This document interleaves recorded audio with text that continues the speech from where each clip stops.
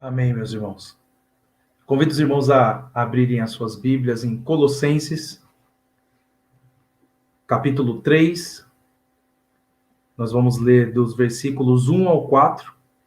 Colossenses, capítulo 3, versículos do 1 ao 4. O tema da nossa mensagem é Olhando para o Lugar Certo. Colossenses, capítulo 3, carta de Paulo aos Colossenses, capítulo 3, versículos do 1 ao 4, diz o seguinte: Portanto, já que vocês ressuscitaram com Cristo, procurem as coisas que são do alto, onde Cristo está assentado à direita de Deus. Mantenham o pensamento nas coisas do alto e não nas coisas terrenas, pois vocês morreram, e agora a sua vida está escondida com Cristo em Deus. Quando Cristo, que é a sua vida, for manifestado, então vocês também serão manifestados com ele em glória. Até aqui, meus irmãos, feche seus olhos, vamos orar mais uma vez. Santo Deus, obrigado pela tua maravilhosa palavra, que nos atrai para junto de ti, que nos consola, que nos exorta, que nos transforma, Deus. E esse é o desejo que temos essa noite, é que o Senhor fale ao nosso coração, que o Senhor abra os nossos olhos espirituais e faça a obra que o Senhor já preparou para cada um de nós essa noite. Retira de nós, Senhor, qualquer distração, qualquer coisa que nos faça perder aquilo que o Senhor preparou para nós. E que nosso coração esteja aberto para Ti. Pedimos, Senhor, suplicamos isso. Dá-nos entendimento da Tua palavra. Em nome de Jesus. Amém. Meus irmãos, como eu disse, o tema da nossa mensagem, da nossa pregação é olhando para o lugar certo. E há um ditado popular que diz, o que os olhos não veem, eu tenho certeza que você completou aí na sua casa, o coração não sente, certo? O que os olhos não veem, o coração não sente. Para onde temos olhado? O que prende o nosso olhar?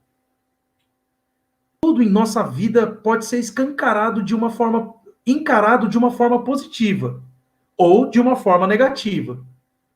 E eu não estou falando aqui sobre aquela história de pensamento positivo. Não, não é isso.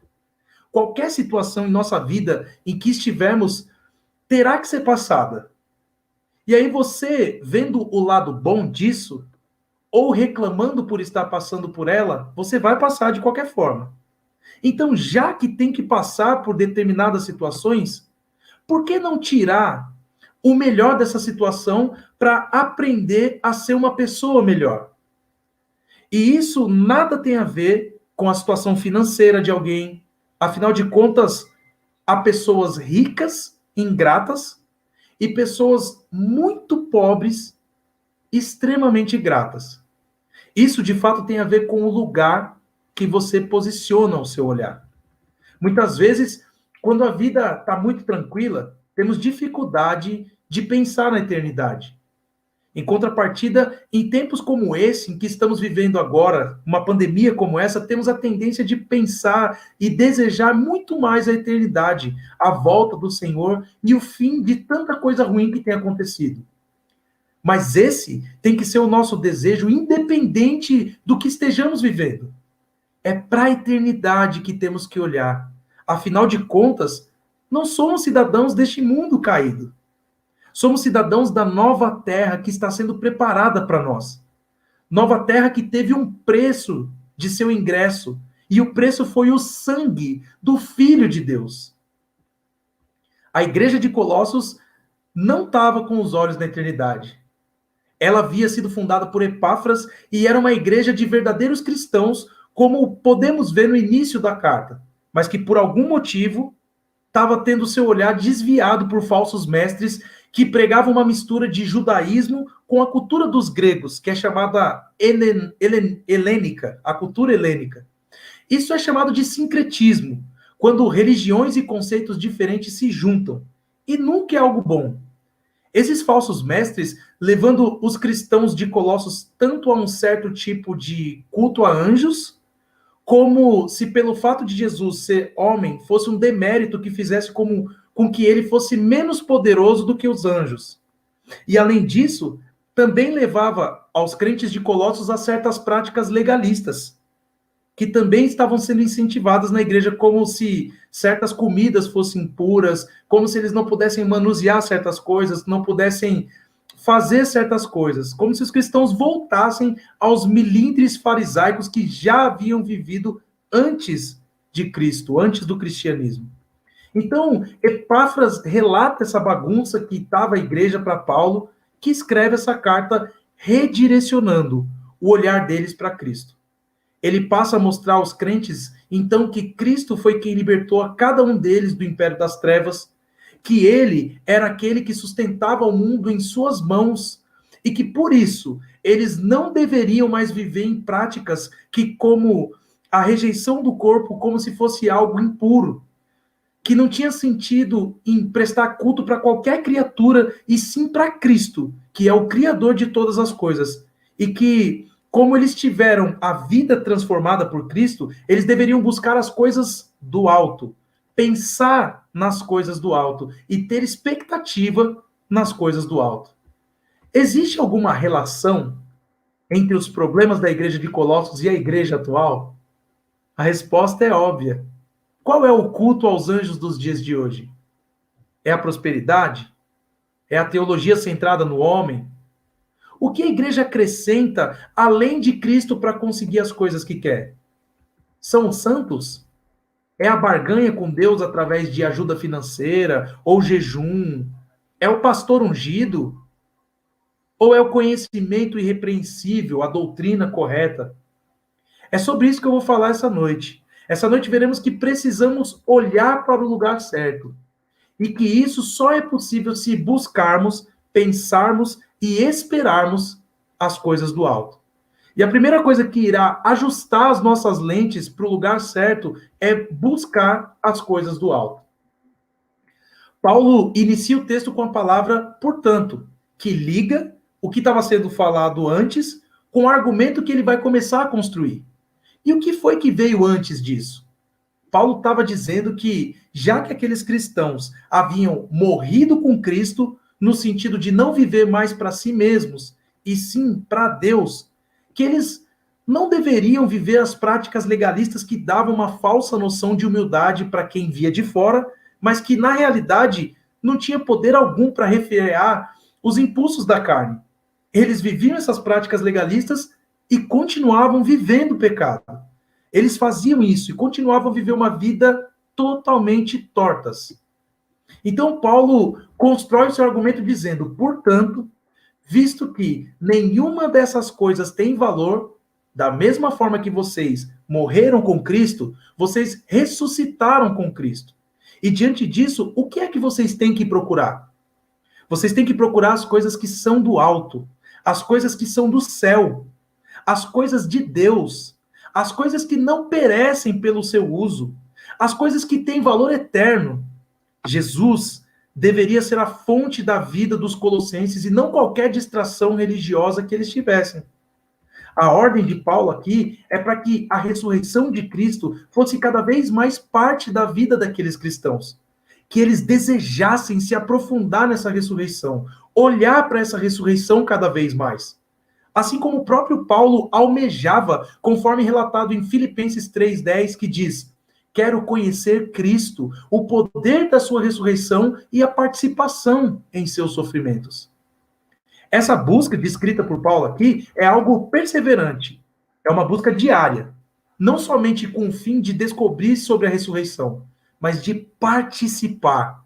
A mesma busca que Jesus ordenou lá em Mateus 6,33, que diz: busquem, pois, em primeiro lugar, o reino de Deus e a sua justiça, e todas essas coisas serão acrescentadas a vocês.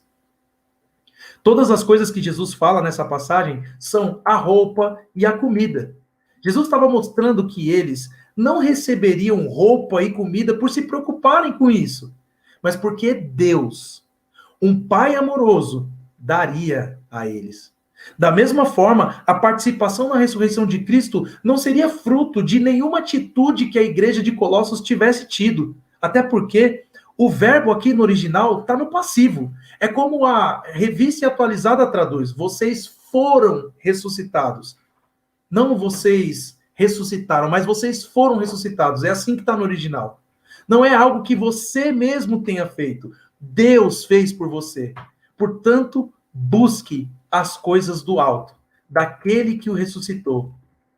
Mas aí vem a pergunta: quais são as coisas do alto? O versículo 12 do próprio capítulo 3 nos diz que é compaixão, bondade, humildade, mansidão e paciência. Essas são as coisas que os cristãos de Colossos deveriam buscar. Essas são as coisas do alto que redirecionam o olhar para o lugar certo. Coisas que não poderiam ser atingidas por nenhuma espécie de atitude que eles tivessem, e sim através de um pedido insistente para que Deus derramasse o fruto do Espírito neles. Ainda com o fim de mostrar como Jesus era infinitamente mais importante do que qualquer anjo, que era o problema que estava acontecendo na igreja de Colossos, Paulo diz que no alto é onde Cristo está assentado. O lugar onde nós temos que buscar as coisas é o lugar onde Cristo está assentado. E não somente assentado, mas assentado à direita de Deus. E isso é uma alusão ao Salmo 110, versículo 1, que diz: o Senhor disse ao meu Senhor: senta-te à minha direita até que eu faça dos teus inimigos um estrado para os teus pés.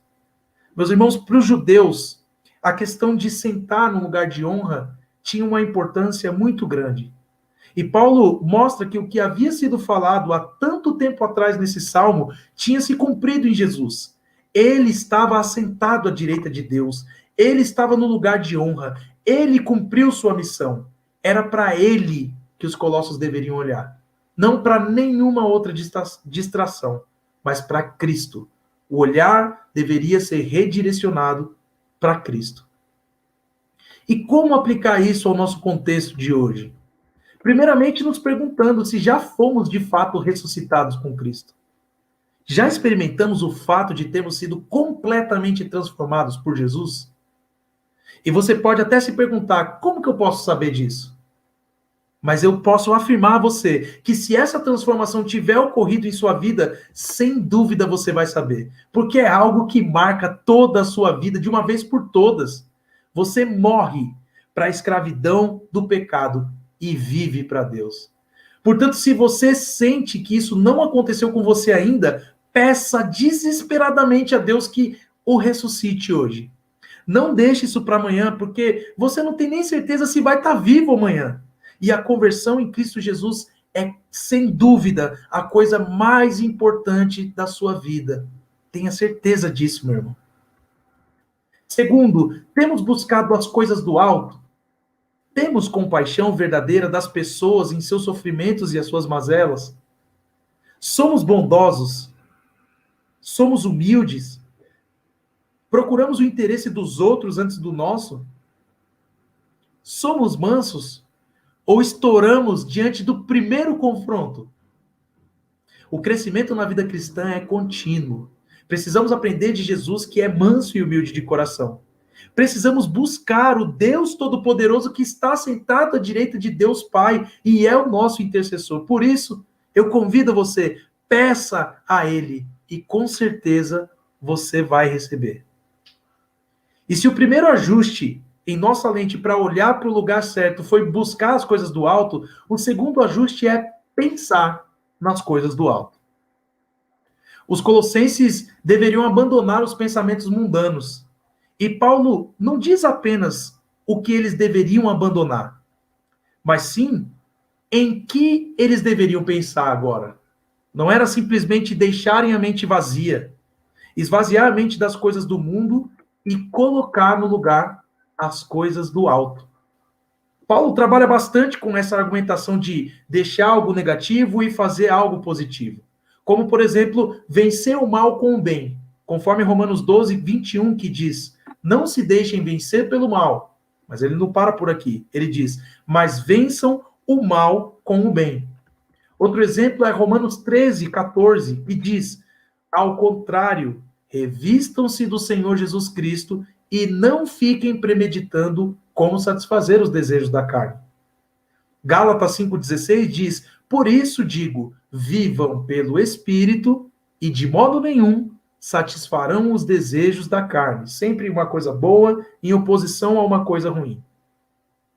Certo, mas o que são as coisas do alto que Paulo fala para os colossenses pensarem? Filipenses 4:8 nos diz aquilo que já cantamos, inclusive, antes da pregação. Finalmente, irmãos, tudo o que for verdadeiro, tudo o que for nobre, tudo o que for correto, tudo o que for puro, tudo o que for amável, tudo o que for de boa fama, se houver algo de excelente ou digno de louvor, pensem nessas coisas. Essas são as coisas do alto, meus irmãos. E aí eu pergunto para você, existe alguma dessas coisas no Big Brother? Nas novelas? Em músicas com letras sensuais? Em filmes com perspectivas anticristãs? Precisamos selecionar o que consumimos para que a nossa mente pense nas coisas do alto. Nós é que temos que dar o combustível para a nossa mente. Nós é que temos que ocupar a nossa mente com coisas que agradam ao nosso Deus. E por que eles deveriam pensar nas coisas do alto e não nas do mundo? Porque eles morreram para o mundo. A vida deles estava escondida com Cristo em Deus. Eles já não deveriam mais viver no antigo modo de vida que tinham e nem pensar da forma que pensavam e nas coisas que pensavam. Porque aquela vida antiga, na prática do pecado, já não pertencia mais a eles. Romanos capítulo 6, versículo 5 diz: se dessa forma fomos unidos a ele na semelhança da sua morte, certamente o seremos também na semelhança da sua ressurreição.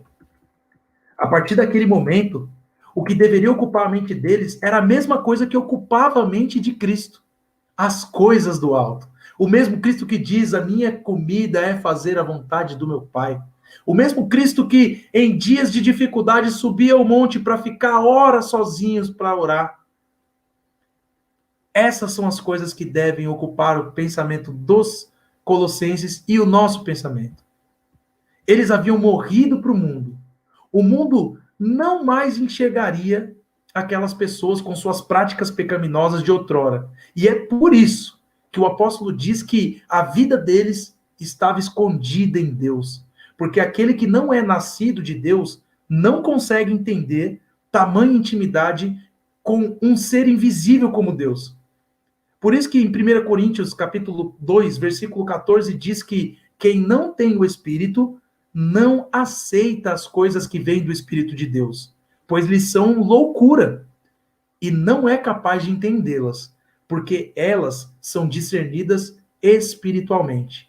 Meus irmãos, quem não conhece a Deus nunca vai entender o seu relacionamento com Deus, nunca vai entender as suas renúncias, nunca vai entender a sua alegria em meio ao sofrimento, porque ele não tem essa vida no Espírito, ele não foi encontrado por Deus. E diante disso, nós devemos perguntar: em que nós temos pensado? Em coisas eternas ou coisas terrenas? Em coisas que perecerão pelo seu uso ou naquilo que aumentará a nossa santidade? Você pode dizer que morreu? Você pode dizer o que Paulo diz em Gálatas 2:20? Fui crucificado com Cristo. Assim, já não sou eu quem vive, mas Cristo vive em mim. A vida que agora vivo no corpo, vivo-a pela fé no Filho de Deus que me amou e se entregou por mim. É assim que você vive, meu irmão? Sua vida está escondida do mundo. Você colocou de lado toda a sua moral, todo o seu senso de justiça própria, de não levar desaforo para casa por amor a Cristo e aquilo que Ele manda? Pense nas coisas do alto. E o último ajuste feito em nossa lente para olharmos para o lugar certo é esperar as coisas do alto. Esperar no sentido de expectativa.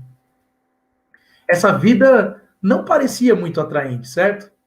E deixar de buscar pensar nas coisas que eles viam aqui nesse mundo, as coisas concretas para eles, para pensar em coisas que eles não podiam ver ainda. Era esse o chamado de Paulo. Pensar em algo que você não vê e deixar de pensar em algo que você vê, que você pode experimentar. Por isso, Paulo chama ter a expectativa nas coisas do alto. Porque as coisas do alto são incomparavelmente melhores do que as coisas da terra. Ao ponto dele dizer em Romanos 8,18 assim: considero que os nossos sofrimentos atuais não podem ser comparados com a glória que em nós será revelada. Meus irmãos, Paulo sabia o que era sofrer. Ele já havia passado por muito perrengue por causa de Jesus quando ele escreveu isso aqui.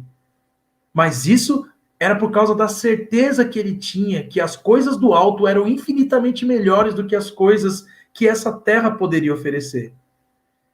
E ele diz isso no versículo 4, que Cristo é a vida dos colossenses.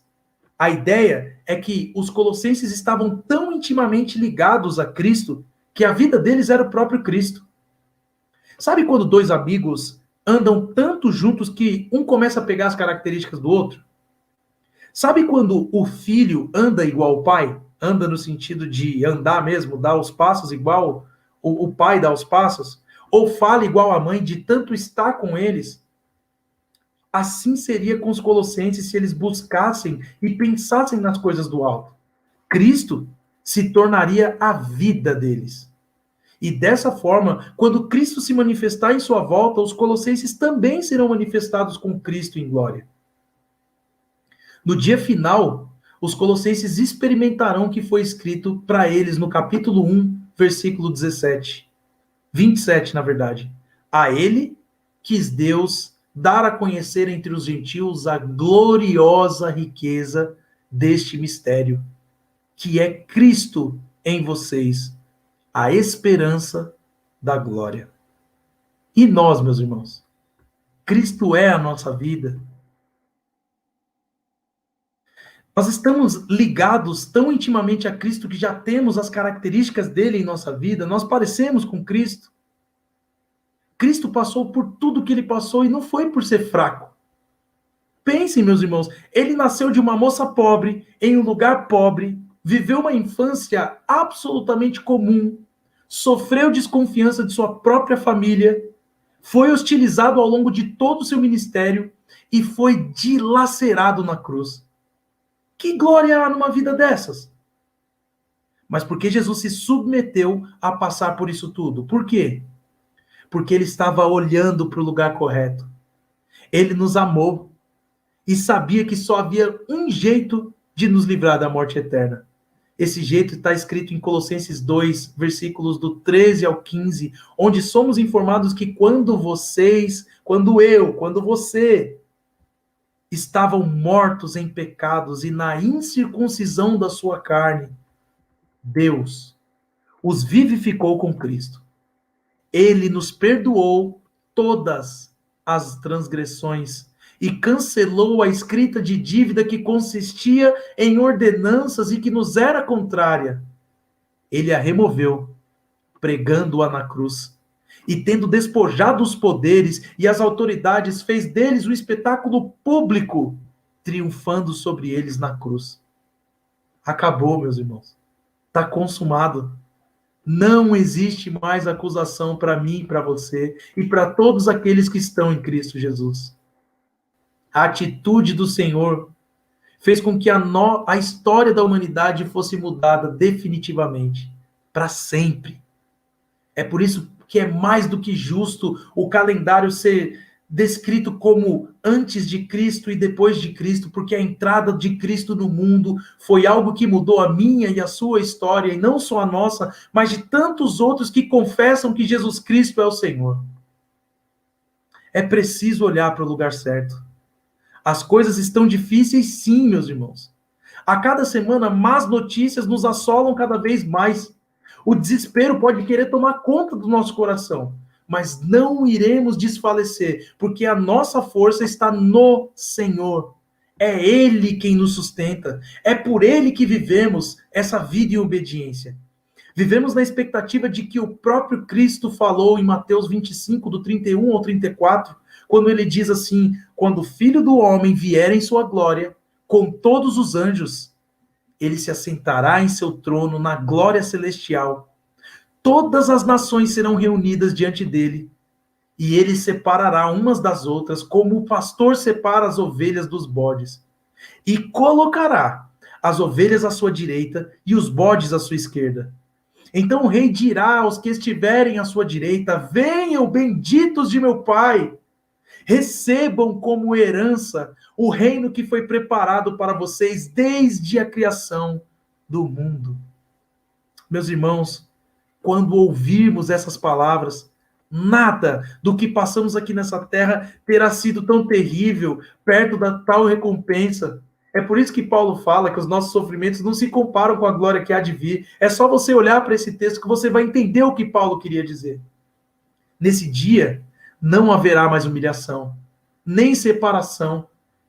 E como nós temos sido separados dos nossos nesse tempo.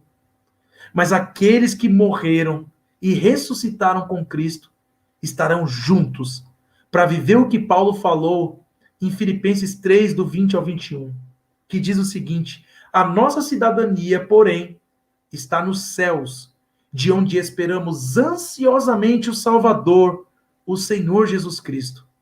Pelo poder que o capacita a colocar todas as coisas debaixo do seu domínio, ele transformará os nossos corpos humilhados, tornando-os semelhantes ao seu corpo glorioso. Essa é a promessa para cada um de nós. Essa foi a esperança que moveu Daniel e seus amigos a não se dobrarem a Nabucodonosor, sabendo que Deus era poderoso para livrá-los da fornalha, da cova dos leões e de qualquer coisa, e que mesmo se Deus não os livrasse, aquilo seria simplesmente o último passo rumo à eternidade ao lado de Deus. A morte não é o fim da linha para o cristão. Essa foi a esperança que moveu os apóstolos a morrer por Cristo, crucificados, degolados, apedrejados, cerrados ao meio, bem como tantos mártires que até hoje entregam sua vida por amor a Cristo, sabendo que estarão com Ele eternamente. Por isso, meu irmão, não se preocupe exageradamente com o Covid ou com qualquer outra doença. Se preocupe com aqueles que você ama e que ainda não passaram por essa experiência de novo nascimento. Porque a palavra do Senhor não mente. E porque aquele que não nascer de novo, esse sofrerá eternamente. Muito mais do que qualquer doença física. Não há nada pior do que isso. Por isso, pregue o evangelho. Pregue esse amor de Deus àqueles que depositam sua esperança em Jesus. Olhe para o lugar certo. Olhe para o alto. Olhe para Jesus. Busque. Pense nas coisas do alto. E tenha expectativa mais do que o fim da pandemia, expectativa na volta do Salvador Jesus Cristo. Porque só isso trará de fato fim a todo o sofrimento. E é por isso que nós vamos orar agora, para que essa volta do Senhor seja abreviada, para que o Senhor retorne, para que nós deixemos esse mundo mal. Feche seus olhos e vamos orar ao Senhor. Santo Deus, nós agradecemos a Ti porque a nossa esperança não é em algo perecível, não é em algo desse mundo. Mas a nossa expectativa é na volta gloriosa de Jesus Cristo. A nossa expectativa é estarmos do lado direito com as ovelhas que serão chamadas para estar juntos contigo eternamente. A nossa expectativa, Senhor, é por um corpo glorioso que não mais sofrerá com doenças. A nossa expectativa, Senhor, é para não conhecermos mais só um pouco do Senhor, mas para termos profundidade e um contato contigo muito mais íntimo do que o que a gente possa imaginar. Volta, Senhor. Nós necessitamos que o Senhor venha. Mas enquanto o Senhor não vem, ajuda-nos a viver olhando para o lugar certo, para que com os nossos olhos postos na eternidade, Senhor, nós tenhamos um novo ânimo, nós tenhamos alegria renovada no Senhor, nós tenhamos forças para sobreviver nesses momentos de dificuldade. Alcança, Senhor, aqueles que ainda não depositaram a sua esperança e a sua fé em Ti. Muda, Senhor, a perspectiva daqueles que só têm esperança em si próprio, na vacina, no remédio, nas suas forças, nos seus recursos. Oh, Pai, faça com que Aqueles por quem nós oramos entendam que nós só respiramos porque o Senhor, todos os dias, nos dá a chance de respirar. Ajuda-nos, Senhor, a, olhando para o alto, pensando nas coisas que são do alto, buscando as coisas que são do alto, nós sejamos mais parecidos contigo e possamos dizer de fato que a nossa vida é Cristo. Faça isso em nós, Deus, é o que suplicamos a Ti. Em nome do Teu Filho amado, Jesus. Amém. Meus irmãos, em resposta a essa mensagem, vamos cantar ao Senhor mais uma vez.